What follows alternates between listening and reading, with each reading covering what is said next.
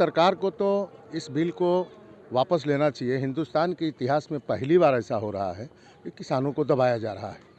अंग्रेज़ भी दबाते थे, लेकिन इतना नहीं दबाते थे जितना यह सरकार दबा रही है, और ये बहुत दुखद है देश के लिए। और अभी तो किसान बैठे हैं, आम जनता भी अब बैठने जा रही है। गांव-गांव तक ये खबर फैल रही है कि जो जमाखोरी रोकने के कानून था, उसको भी छूट दे दिया गया है। इससे किसानों को क्या लेना देना, तो आम आदमी परेशान होगा। और यह बहुत अनर्थ, बहुत गलत हो रहा है। अभी तक 50 की संख्या में किसान अपनी जान गंवा चुके हैं। और भारत कृषि प्रधान देश है, और एग्रीकल्चर और यहाँ का कृषि और ऋषि मिल करके यहाँ पर भारत को बचाए हैं। देखो, कोरोना काल चल रहा है, कोरोना काल में भी किसानों के बल पर यह देश खड़ा है। देश कृषि से ही चल रहा है। बाकी यहाँ उद्योग धंधे हैं, ठीक है, लेकिन बिना कृषि का यहाँ जीवन मुश्किल है। और कृषि को भी कारपोरेट घरानों को दे करके और किसानों को दुख पहुँचाया जा रहा है। इसे तत्काल सरकार को इस पर ध्यान देना चाहिए, और ये बहुत दुखद विषय है। यहाँ पे कई लंबी बैठक भी चली, कई बैठकें हुई हैं। सरकार की ओर से लगातार ये कहा जा रहा है कि अगर इस बिल में कुछ संशोधन करना है तो हम तैयार हैं, लेकिन यहाँ पे तो कह रहे हैं, किसानों का कहना है कि तीनों कानून ही वापस लें। देखिए, ये जो 3 कानून हैं, एक तो समझ लीजिए कानून है ही नहीं है। ये ज़बरदस्ती किसानों को परेशान करने का कानून है। ये कारपोरेट को कृषि में घुसाने का कानून है। किसानों की भलाई का तो कानून है ही नहीं है।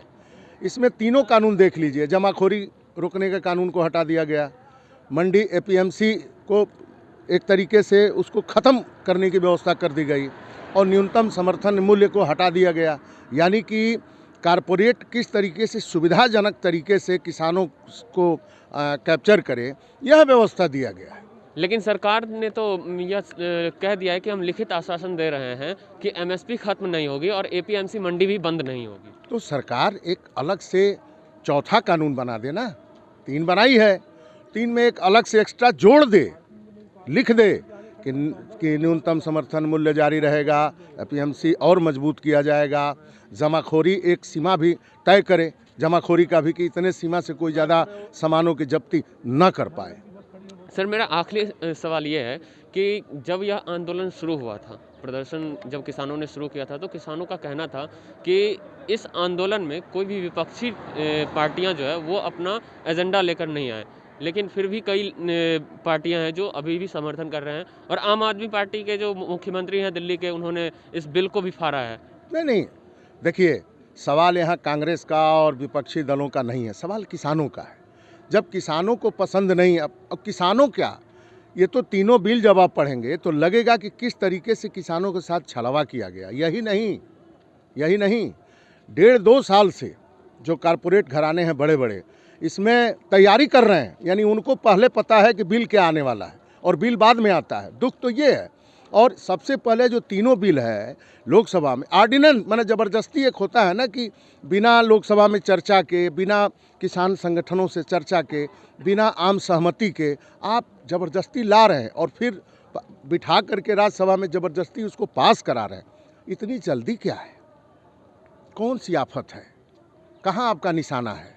सरकार के कई नेता मंत्री भी कहा है कि ये जो आंदोलन हो रहा है इसमें किसान तो हैं ही, लेकिन इस किसान आंदोलन के पीछे राजनीतिक पार्टियां जो है उनकी खुद की भी स्वार्थ छिपी हुई है। बिल्कुल गलत बात है। इसमें किसी राजनीतिक पार्टी का कोई स्वार्थ नहीं छुपा है। राजनीतिक पार्टियां अपना काम कर रही हैं, और अच्छा काम कर रही हैं, जो भी विपक्षी दल है। ये बताइए, विपक्षी दल किसानों के साथ नहीं रहेंगे तो किसके साथ रहेंगे? किसानों की आवाज़ नहीं उठाएंगे तो किसकी आवाज़ उठाएंगे? अडानी अंबानी की आवाज़ उठाएंगे।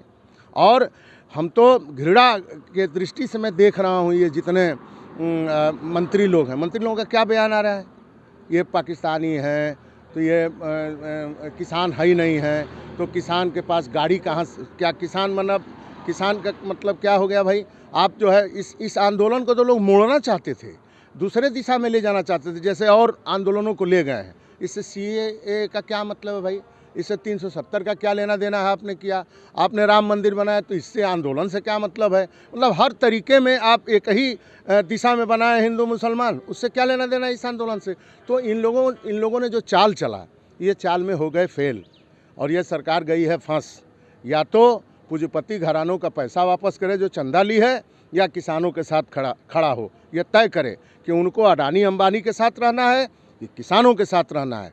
और सरकार ये डर रही है कि जो हज़ारों करोड़ रुपया या अंबानी अंडानी से जो चंदा कॉरपोरेट घरानों से ले रही है, अब तो सारा दफ्तर इनका बना है जिले जिले में भाजपा, करोड़ों करोड़ों खरबों रुपया इन लोगों ने चंदा लिया है, तो वापस करना पड़ेगा ना, क्योंकि उद्योगपति पूंजीपति तो दबाव देगा इनके ऊपर।